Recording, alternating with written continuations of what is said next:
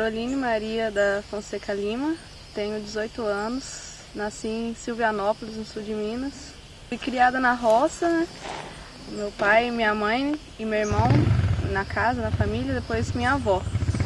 Meu pai e minha mãe sempre foi bem dividido, assim, o que cada um fazia dentro de casa. Meu pai sempre trabalhou na roça, minha mãe sempre trabalhou só em casa. Então, na verdade, ela fazia o dobro do trabalho do meu pai, que trabalhava na roça, mas ele chegava 4 horas da tarde e não fazia mais nada. Minha mãe ficava até escurecer, trabalhando na horta e cuidando da casa, assim, né? Quando a gente era criança mesmo, a nossa criação, na verdade, ela era bem parecida, porque era um grupo de primos, a gente brincava junto. Algumas vezes, eu e minhas primas, a gente brincava de bonecas, poderia brincar de futebol e de carrinho, assim, mas os meninos, eles nunca brincavam de boneca. Então, assim, eu fui sentir mais diferenças, assim, entre eu e ele à medida que a gente foi crescendo, né? Enquanto meu irmão com 14 anos, sei lá, saía para as festas, saía com os amigos dele, não dava muita satisfação, eu simplesmente era proibida de sair. Lá em casa, poucas vezes alguém me escuta, e escuta muito mais o meu irmão. Está eu e ele falando, eles vão prestar atenção no que ele fala, não no que eu falo. A primeira escola que eu estudei foi uma escola, tipo um prézinho, né? E foi na cidade. E lá eu sentia muito, sim, muita essa divisão de meninos e meninas. Era tudo dividido, fila de menino, fila para menina. Os brinquedos eram divididos, os meninos das meninas. Voltei para a roça, né? Voltei para estudar lá, entrei na primeira série. Era mais livre de brincar das coisas, eu não tinha tanta essa separação de menino e de menina, não. Eu voltei para a cidade, na terceira série, já era na idade assim, que os meninos já tinham suas namoradinhas, meninas e tal, e era muito difícil, assim, para mim menina, porque era uma época eu era pré-adolescente já, né, e era sempre colocado que nós meninas não poderíamos ter interesse pelos meninos ou qualquer outro interesse, porque senão a gente ficaria mal falado e tal. O único contato que eu tive falando foi numa 7ª ou numa 8ª série, e que falava sobre reprodução, aquelas coisas, aí falava um pouco de sexualidade, né? E aí a professora foi falando, é nessa época que a menina também começa a se interessar pelo menino, o menino começa a se interessar pela menina. E eu já me entendi enquanto bissexual, naquela época eu me entendi enquanto bissexual. Aí eu até comentei com uma amiga minha, falei assim, mas por que ela está falando isso, né? Aí eu acho até que ela escutou, porque ela falou assim, e também tem outros casos e não sei o quê, mas colocou tipo outros casos, e aí o pessoal ainda deu risada, ela deu risada dos outros casos, que seria no caso a homossexualidade. Na época que eu comecei a trabalhar com educação sexual, que foi em 2000, o discurso LGBT era super pouco frequente. O discurso forte era do empoderamento das mulheres e como que a escola reproduz o machismo e a desigualdade. A discussão sobre a homossexualidade ela era rasa, frágil e ela era muito ainda na discussão das causas. Agora, recentemente, cada vez mais eu observo um fortalecimento do movimento LGBT, essa pauta dessa discussão na educação de uma forma muito mais sistemática, muito mais forte, uma produção de conhecimento. Hoje a gente tem muito mais livro, muito mais seminário, muito mais discussão mesmo, e isso entrando dentro das escolas. A escola vai reproduzir e recolocar e reiterar esses discursos sociais que estão aí, do elitismo, do racismo, do machismo, da heteronormatividade, que eu nem acho que é homofobia, não. Eu acho que a escola reitera a heteronormatividade. Ela tenta combater a homofobia. Então, não acho que nós vamos encontrar nenhuma escola que seja só resistência e nem nenhuma escola que seja só reprodução. Todo espaço que tiver força vai ter resistência, né? Poder e resistência estão sempre articulados. Mas eu ainda acredito mais na escola como espaço de resistência, principalmente quando a escola se abre para os jovens, para os movimentos sociais, para produzir ali diálogos, encontros, interfaces. E eu acho que a gente tem um olhar, às vezes, muito cruel com a escola e que nega os espaços de resistência e nega os sujeitos que estão lá tentando. E eu conheço professores geniais que estão fazendo coisas incríveis dentro de uma estrutura extremamente precária para tentar resistir. A escola está preparada para a diversidade sexual? Não está, não. Agora, a coisa está acontecendo. E vai acontecer por posicionamento, por beijaço, por parada, por movimento de Twitter. Hoje está um movimento no Twitter. A gente tem que começar a ajudar a escancarar esses discursos que estão velados e a desconstruir, mostrando como eles são produzidos, né? Eu acho que não é uma inserção, né? Gays e lésbicas estão na escola, sempre estiveram, professores, professoras, mas são invisibilizados e são obrigados a se invisibilizar pela lógica que está na escola. É um desafio pensar a formação de professores para a diversidade sexual. Hoje a gente tem 2 grandes programas de formação de professores, o da educação sem homofobia e o gênero e diversidade na escola, né? Em nível nacional. E também a gente tem hoje um programa que é o Saúde e Prevenção nas Escolas, que vem com o discurso mais da saúde, AIDS, métodos, né, que também precisa. A família, acho que como um todo na cidade, tem uma tradição muito forte assim, da religião. Eu vejo isso muito forte na minha avó, que, por exemplo, na Semana Santa ela ficou com vergonha de saber que eu não ia na procissão. Ela ficou muito triste com isso. A religião é muito forte assim, para minha mãe, apesar de não frequentar a igreja e tal, mas eles se baseiam bastante no princípio assim, da religião, né? E minha avó acredita que ser homossexual é um pecado. O papel da mulher é sempre colocado com a mãe, porque é a Bíblia, ou porque isso é o nosso dever. A gente tem que ficar em casa mesmo, trabalhando para o homem. Eu acho que isso vem muito dessas tradições que também interpassam pela religião.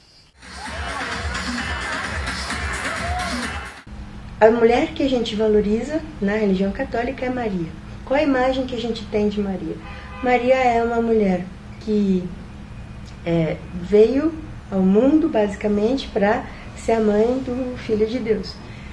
E se você observar todas as imagens de Maria, ela é uma mulher desvitalizada, assexuada. O máximo para Maria é ser mãe e cuidar das outras pessoas. Em contraposição a Maria, nós temos uma figura que antagoniza, que é a Eva. E aí, nesse sentido, Eva é a mulher que a gente deve rejeitar. Maria é a mulher que a gente deve adorar.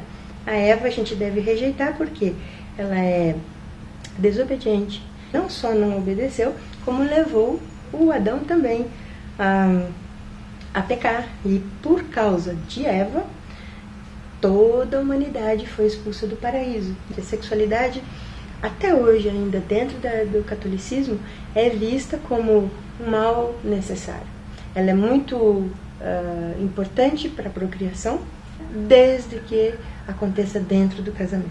E pensando especificamente em relação à sexualidade da mulher, é isso, né? Se a mulher tem desejo e prazer, não é uma boa mulher.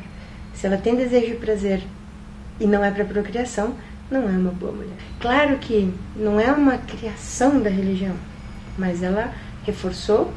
Então é muito mais complicado você desconstruir esses lugares do feminino dentro da religião católica, porque, bom, você vai brigar com Deus? Como é que você vai fazer isso? Há outras leituras dos livros sagrados, há outras compreensões dos episódios bíblicos, mas esses não são hegemônicos, esses não encontram voz, né? Então a hierarquia patriarcal utiliza uma leitura patriarcal dos livros e mantém as mulheres numa situação de desigualdade e inferioridade, inclusive submetendo as mulheres à violência.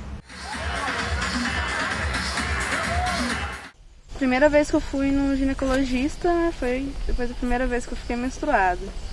Que aí já houve toda uma mudança de como que eu era tratada na minha família, né? Eu era tratada como criança, aí de repente agora você já é mocinha. E aí trazia várias responsabilidades com isso também. Você já é mocinha, você já pode ajudar sua mãe na cozinha. Aí umas coisas assim, né? Mas aí foi surgindo essa preocupação mais minha. Eu sinto, acho que ginecologista, no meio onde eu nasci, onde eu cresci, eu acho que ele só quando a mulher for ter o filho, quando estiver grávida, que eles acham necessário você ir no ginecologista. Fiquei um tempo sem ir, depois minha mãe queria que eu fosse, porque eu ia estudar fora, ela queria que eu tomasse anticoncepcional, porque tinha medo que eu engravidasse. Sempre foi nessa linha, assim. Eu acho que eu me descobri lésbica, assim, não mudou muito essa relação assim, de ir no ginecologista ou não. Eu deixei mais de lado porque realmente sempre foi colocado o lado reprodutivo, né? E enquanto lésbica não tinha que preocupar tanto com o lado reprodutivo, né? Mas aí uma vez eu acabei indo e foi assim, foi muito tenso. A relação com o profissional, eu me assumi enquanto lésbica pra ele, tal, a gente foi fazer os exames e ele fez uma piadinha de muito mau gosto e tal. Mas ele dava um de, sou uma moderno, entendo o que está acontecendo, mas ele fez uma piadinha muito tosca, assim. O programa de atenção integral à saúde da mulher comemorou 25 anos no ano passado. Ele foi pensado originalmente a deslocar a política de saúde, que era completamente maternalista, só pensava pré-natal, parto, puerpério e era focalizada na criança e não na mulher. Foi uma batalha política, discursiva, de produzir diretrizes de um discurso público do Estado que reconhecesse as mulheres como pessoas, cidadãs e com outras necessidades de saúde que não se restringiam à questão da maternidade. E anticoncepção, doenças sexualmente transmissíveis, questões ginecológicas de forma mais ampla, câncer cervical.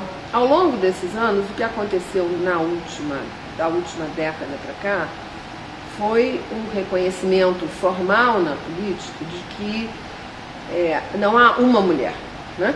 As mulheres são diversas e desiguais. Os dados epidemiológicos mostram que há determinantes sociais de saúde que afetam diferentemente mulheres. A mulher lésbica apareceu pela primeira vez formalmente na política pública. Ela se apoia em pesquisas que são muito escassas ainda, mas que já são feitas há algum tempo, revelando que se há problemas na resposta às necessidades e aspirações de saúde e bem-estar das mulheres no seu conjunto, no caso das mulheres cuja sexualidade diverge, né, da norma dominante, há uma combinação de silêncio, desconhecimento e abjeção, né?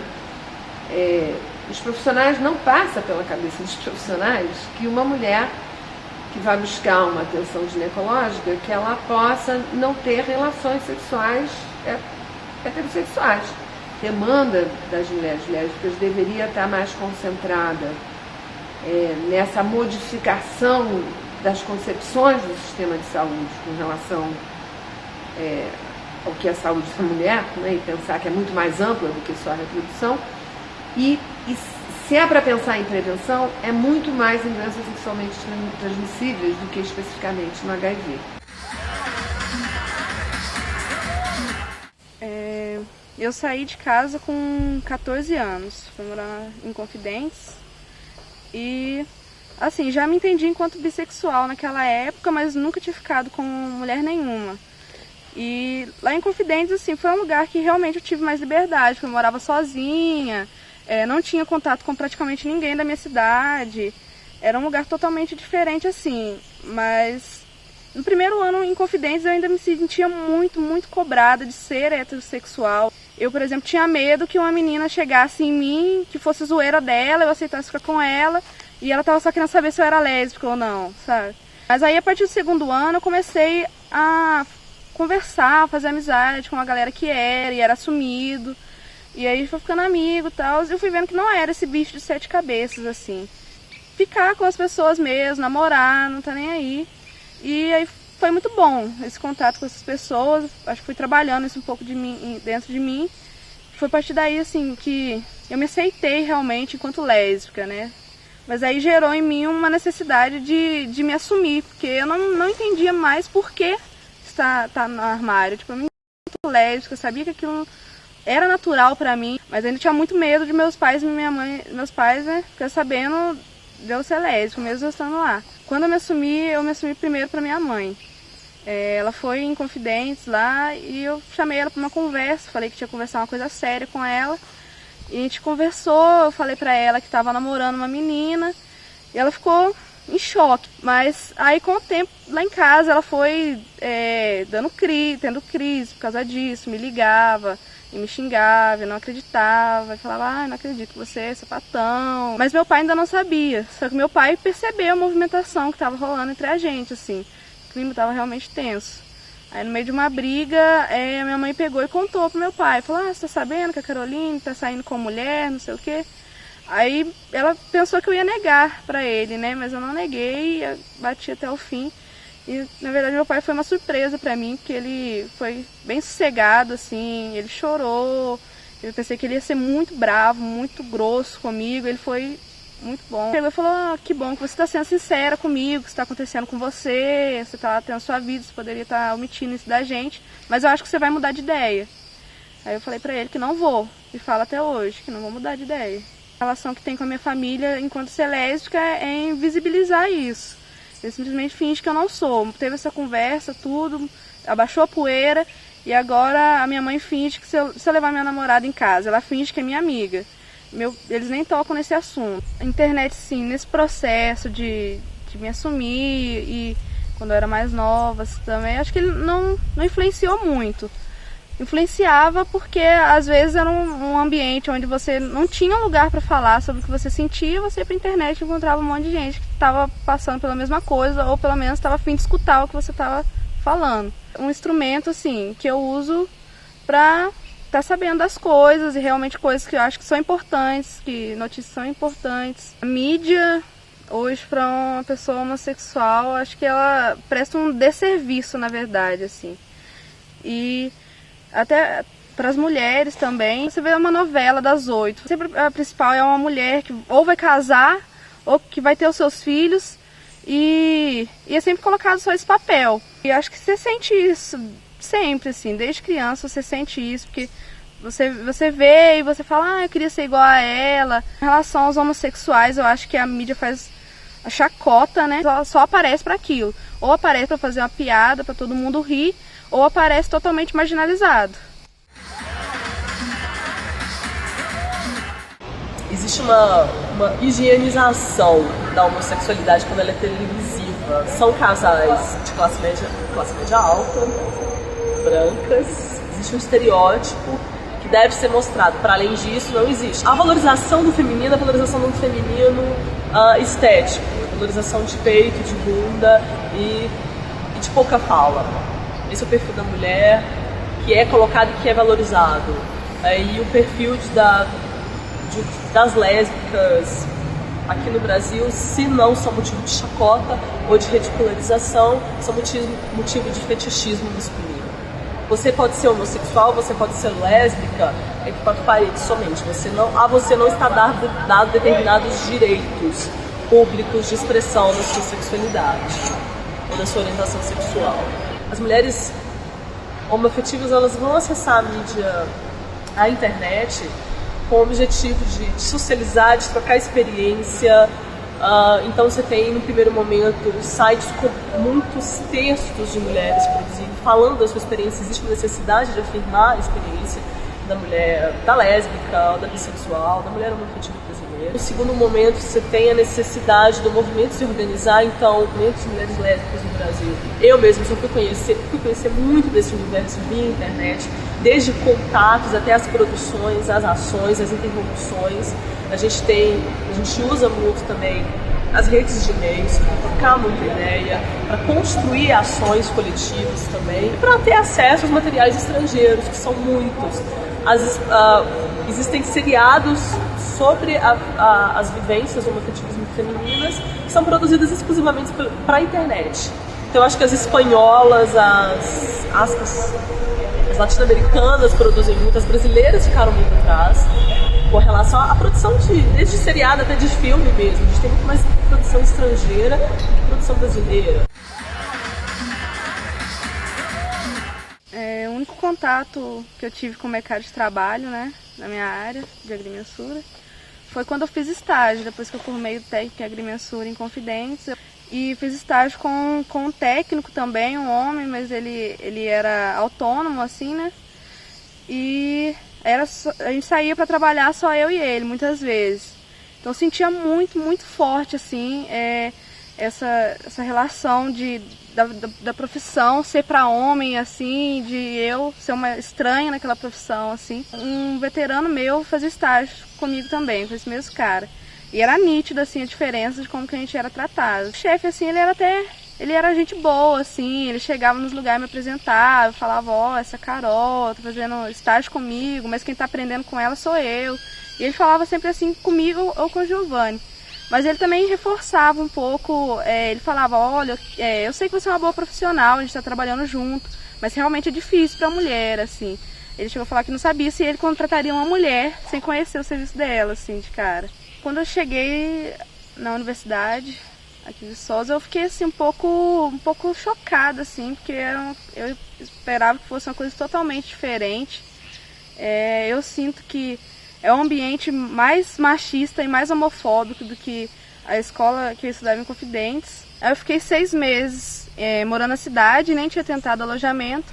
Aí eu fui tentar no meio do ano. Quando eu entrei no alojamento, eu entrei num quarto que seria um quarto de lésbicas, né? Aquele espaço era bem delimitado naquela época, assim. Aquele quarto é para lésbicas. Se você é lésbica, vai fazer entrevista naquele quarto. Dentro do curso, assim, é nítido, muito nítido essa diferença entre os meninos e as meninas.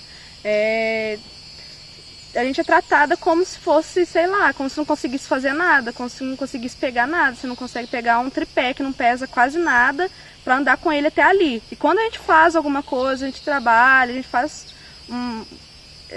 nas aulas práticas, trabalha legal e tal, sempre a gente é colocado como, nossa, você trabalha que nem homem. Você vê a diferença das pessoas ao te tratar, nítida, assim, embora todo mundo fale que não tem preconceito nenhum, você vê essa diferença e você escuta muita piadinha, principalmente dos meninos, assim, que tem aquela visão de que 2 mulheres lésbicas não estão felizes juntas, tem que ter um homem no meio. E das meninas também, elas me colocaram, não posso generalizar, mas já teve uma menina que pegou e me falou, que bom que você é lésbica, é menos competição pra mim. Muitas vezes eu me sinto mal porque eu penso assim, não é interessante eu dizer que sou lésbica aqui, embora haja até oportunidade, mas que acho que vou ser prejudicada. Eu sinto uma homofobia muito grande, é que eu não posso simplesmente sair na rua de mão dada, tenho que me podar a todo momento, onde que eu estou manifestando meu afeto pela outra pessoa, porque eu posso ser agredida por causa disso.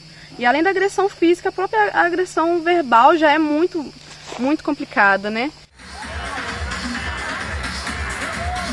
Mulher lésbica que reivindica seu direito na justiça enquanto formadora de uma entidade familiar, hoje no Brasil, esse tratamento é dado em torno da união estável, que não era feito anteriormente.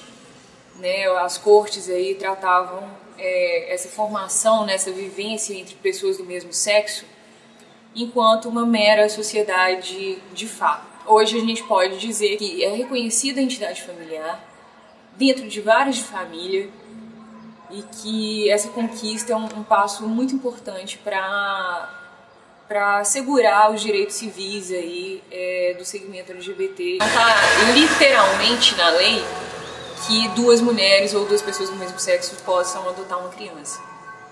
Nem mesmo com a alteração da lei de adoção, que foi em 2009, teve essa inclusão no texto. A mulher, ela omitia a sua relação com outra mulher e partia para a demanda, para habilitação da adoção sozinha. Depois disso, vinha o judiciário reivindicar a guarda conjunta para garantir que a entidade familiar dela fosse reconhecida para fins de adoção e que essa criança tivesse completamente protegida e salvaguardada por 2 mães. Hoje a gente já vê aí demandas no judiciário para habilitação conjunta. A proposta que a gente tem atualmente, que é a PLC 122, que está no Congresso Nacional, ela propõe a alteração da lei que criminaliza o racismo para a inclusão de questões de orientação sexual e identidade de gênero como formas possíveis de discriminação que ensejariam um crime.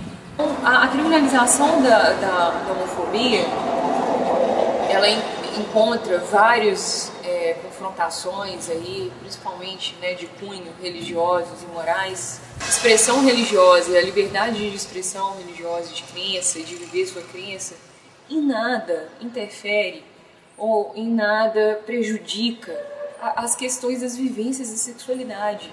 A gente não está negando um direito para preservar outro. A gente está fazendo uma proporção de direitos.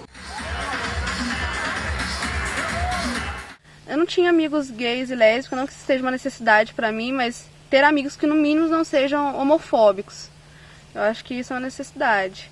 E era um ambiente assim muito heterossexual a todo momento. Meu curso, meus colegas, alojamento, tudo. Aí foi que teve a primeira semana de diversidade sexual, né? Que eu vi o cartaz, fiquei super interessada, porque eu vi que ali ia se debater uma coisa que eu estava vendo que não estava acontecendo nada, em lugar nenhum da universidade. Foi me envolvendo cada vez mais, visualizando cada vez mais que não era só uma coisa da homofobia, mas a homofobia, como que ela está enraizada na nossa sociedade, assim.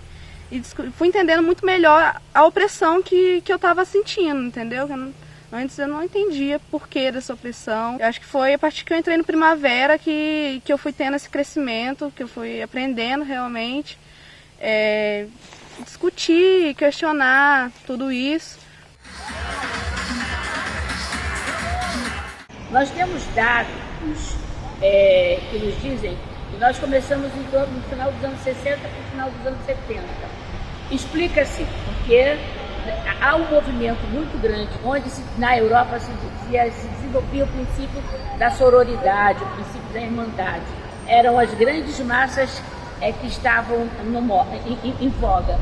Porém, no final dos anos 60, se descobre que as massas tinham outras identidades. Quando se aperta a massa, das massas saem as diferenças. Então foi natural que surgissem os diversos movimentos. E claro, no bojo desses movimentos surgem também os movimentos que a gente chama mais dirigidos para direitos humanos. E no bojo disso surge o movimento LGBT como um todo, né? E dentro desse movimento LGBT começam a surgir as lésbicas. Mas logo se percebe que aquele lugar também não era muito cômodo para as lésbicas. Sendo assim, nos anos 70, no final dos anos 70 e início dos anos 80, começa-se também um trabalho, principalmente em São Paulo, no Rio e em São Paulo, pelas lésbicas terem seus espaços próprios de discussão, né? As lésbicas não estavam confortáveis nem no movimento feminista, nem no movimento LGBT. Começam a se organizar de forma autônoma, embora ainda hoje existam muitas lésbicas em grupos mistos. Nós temos cerca de 35, 34, 35 anos de movimento e de muita luta. Foi difícil, é difícil, né? Mas tanto o movimento feminista a gente tem dificuldade, quanto dentro do movimento negro.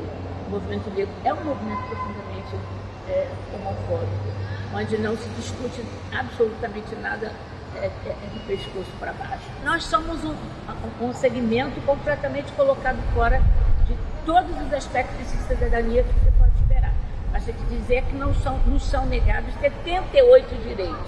Mas eu acho que praticamente a gente está debruçada apenas sobre 2, da criminalização da homofobia, na lei do casamento, da união estável, união civil, mas tem gente que quer mesmo ir para a igreja, casar de véu e grinalda. Tudo bem, eu não sou contra que as pessoas queiram o que elas queiram, entendeu? Mas que se repense mesmo para que é isso, quando as frentes são outras, são maiores e a gente cai numas armadilhas propostas pela heteronormatividade, porque a gente não.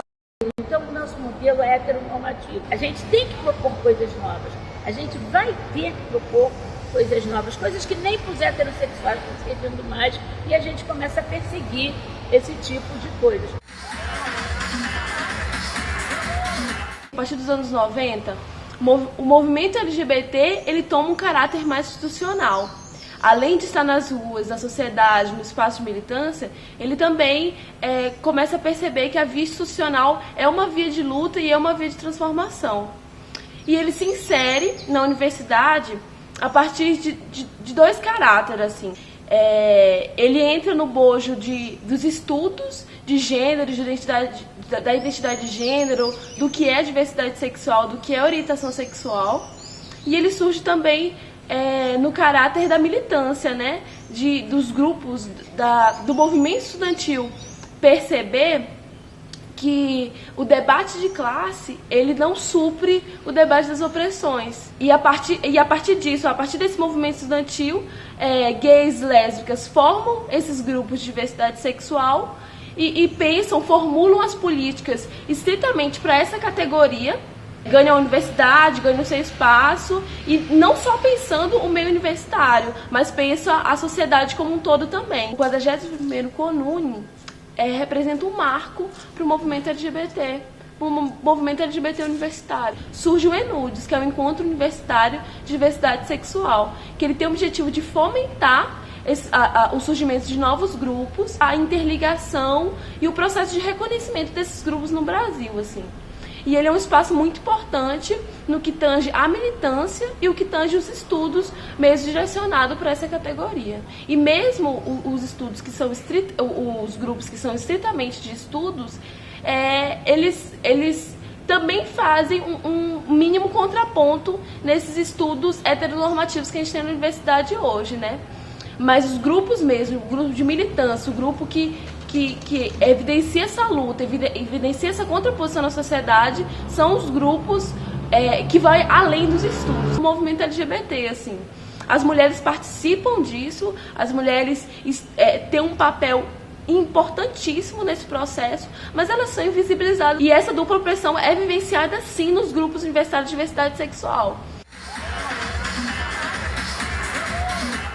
Eu acho que pra mim, assim, pessoalmente, eu acho que entrar no Primavera dos Dentes também foi a cartada final, assim, pra mim, porque foi um momento que já me aceitava enquanto lésbica, mas tinha um receio dessa sociedade, assim, né? Um medo e tal. Eu acho que depois que eu entrei no Primavera, continuei me aceitando, claro, mas, assim, pra sociedade, me aceito muito mais, assim, não tenho medo de falar que sou lésbica, eu acho até interessante isso, eu gosto de falar que sou lésbica, eu gosto de explicitar, assim, embora ainda esteja retraída em alguns lugares mais institucionais.